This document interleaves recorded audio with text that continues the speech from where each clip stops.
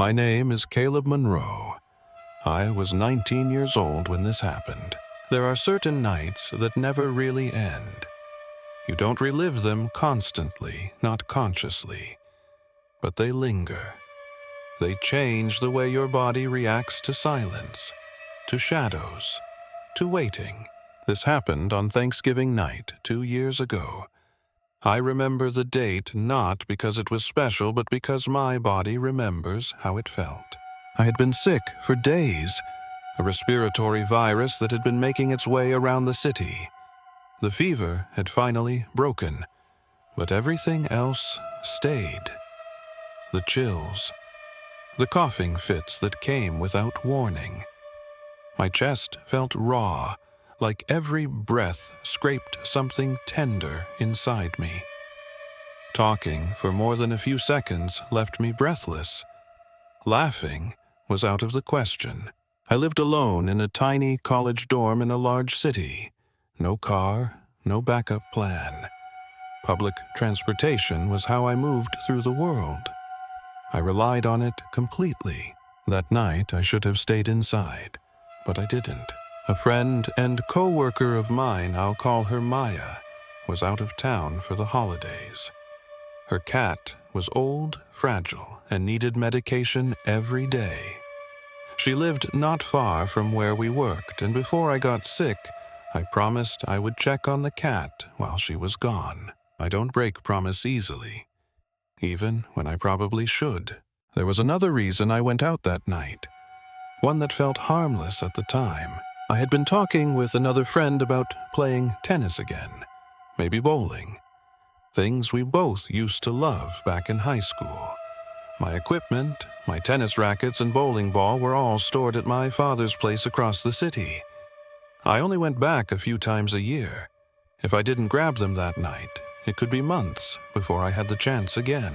I convinced myself I could handle it, that it would be quick, that I would be fine. I wasn't. I took the light rail toward my father's neighborhood, coughing into my sleeve the entire ride. People shifted away from me when they could. I didn't blame them. I felt contagious just existing. My brother met me near my dad's place and handed over the equipment without much conversation.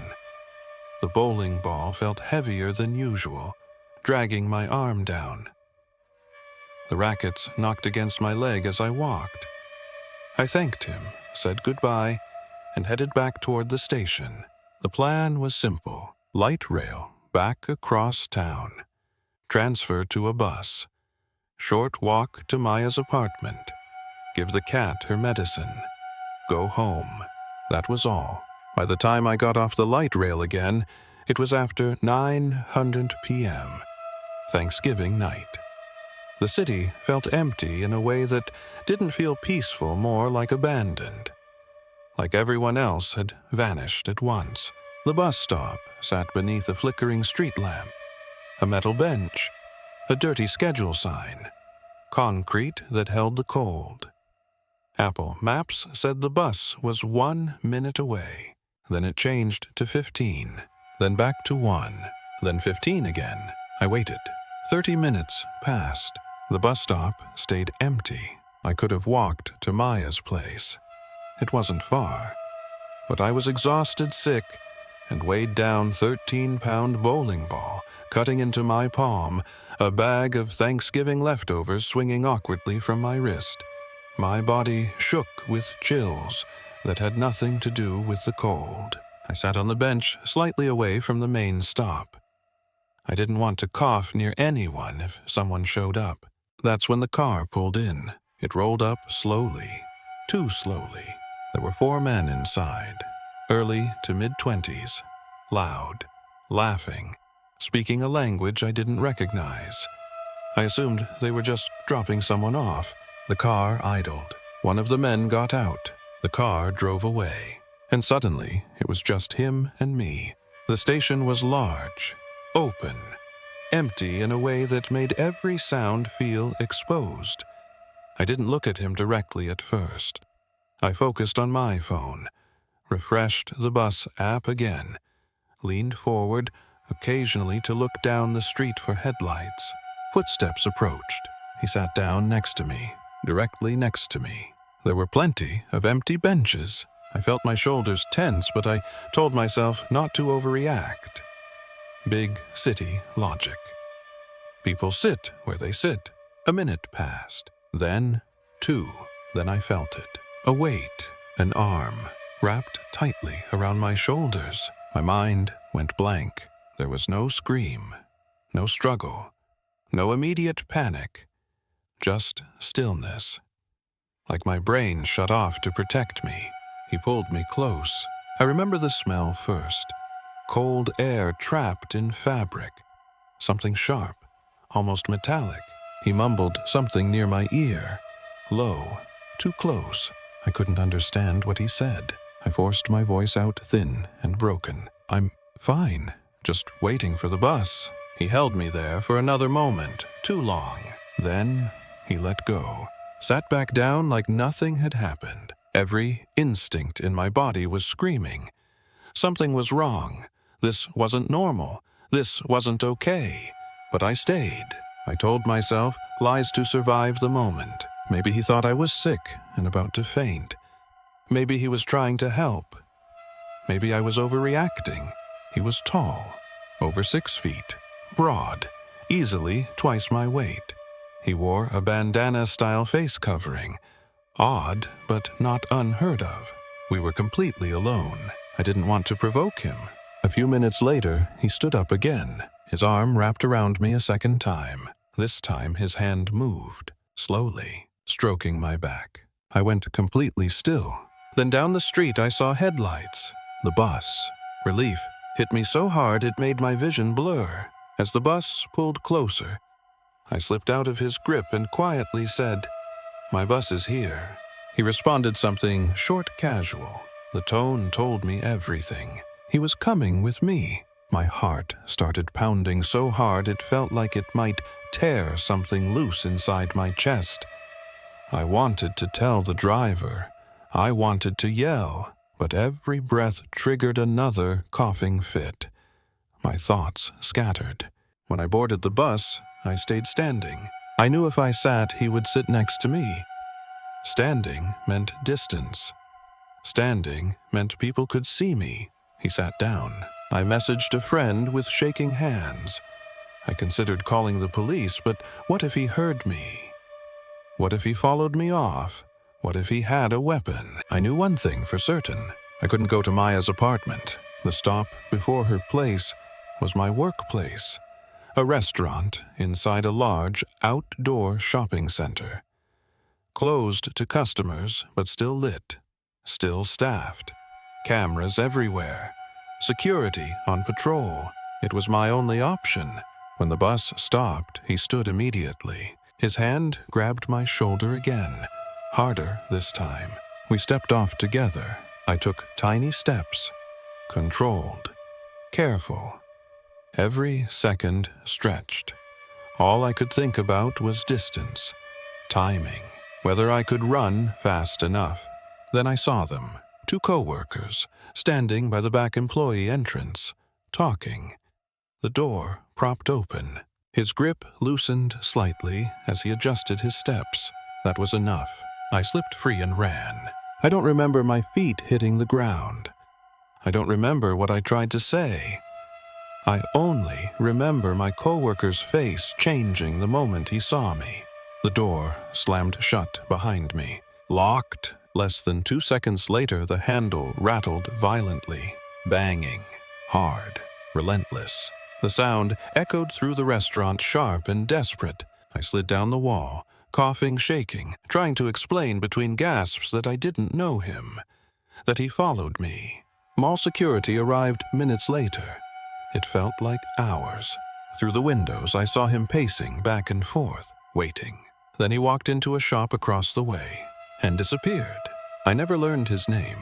Security later asked if I wanted to press charges. I said I wanted answers. Who he was. Why he was there. No one ever followed up. Life moved on. I buried the memory. Until this year, when Maya asked if I could watch her cat again for Thanksgiving.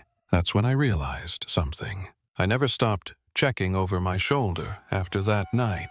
I just stopped noticing that I was doing it, and I thought that was the worst thing that would ever happen to me. I thought the nightmare had reached its peak, until a trip into the mountains proved that it was only the beginning. I believed leaving that night behind would be enough. I believed distance could dilute fear. I was wrong. This happened in early December, only a couple of weeks after Thanksgiving. By then, my body had mostly recovered. The coughing had faded. The chills were gone.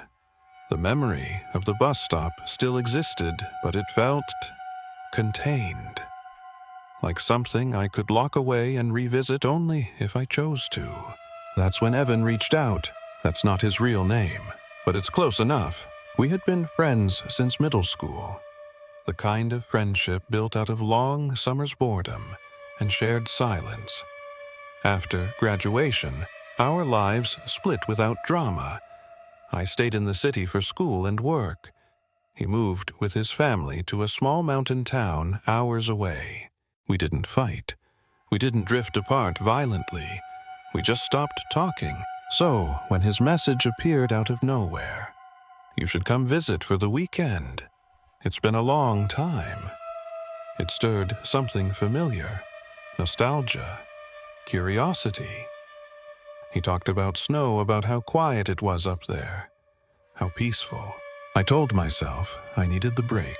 I left early Friday afternoon. The drive grew darker the higher I went.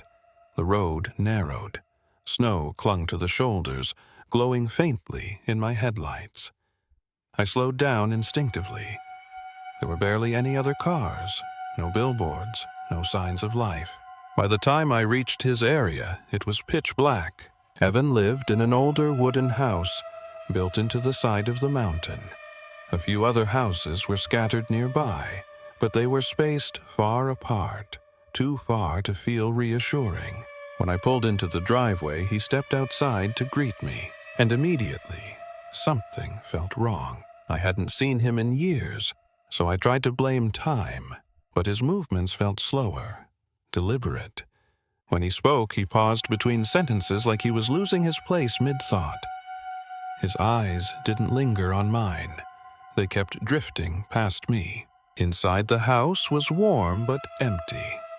Sparse furniture, a couch, a small table, a couple of chairs, old wall decorations that didn't feel personal, like leftovers from another life. He told me I could sleep on the couch. It folded out into a bed. I agreed.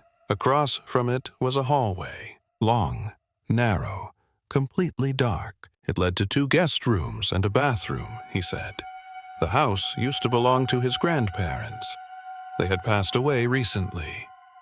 He lived there alone now. All the doors down the hallway were open. From the couch, it looked like a black tunnel cutting through the house. I couldn't explain why, but it made my chest feel tight. That first night conversation felt forced.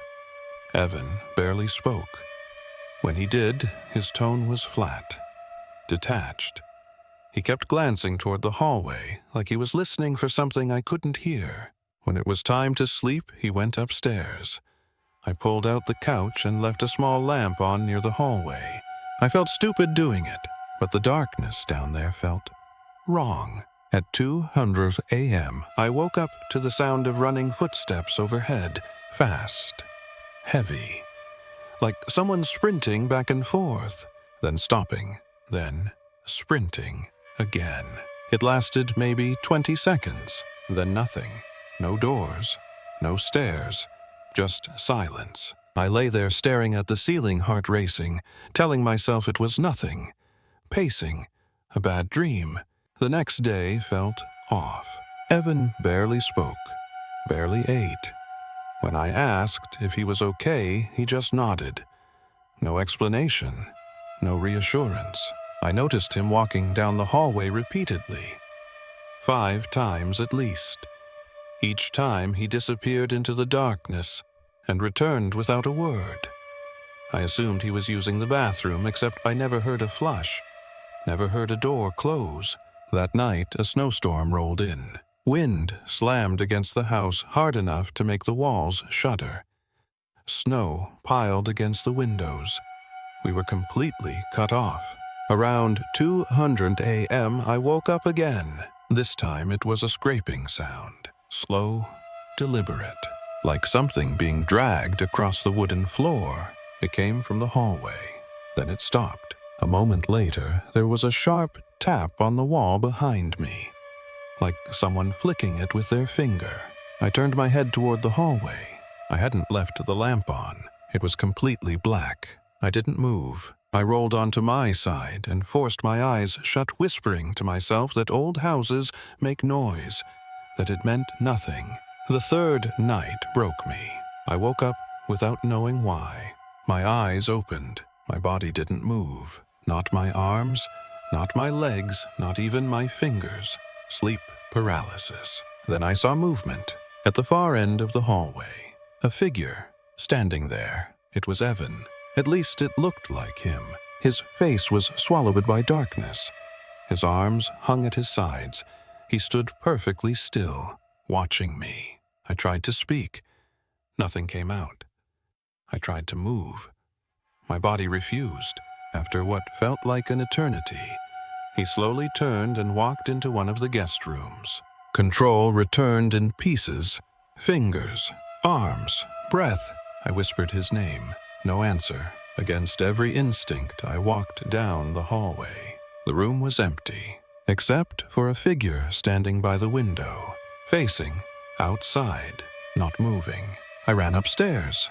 Evan was asleep in his bed. When I asked him who was downstairs, he wouldn't look at me. He just shrugged, like he already knew. I left before morning. As I drove away, I looked back at the house. In the window at the end of the hallway, there was a silhouette, watching.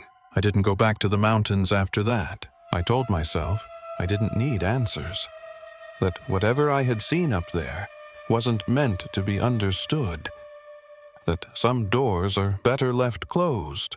For a while, that lie worked. Evan stopped responding to my messages after that weekend. At first, I checked in casually, then with concern, then with fear.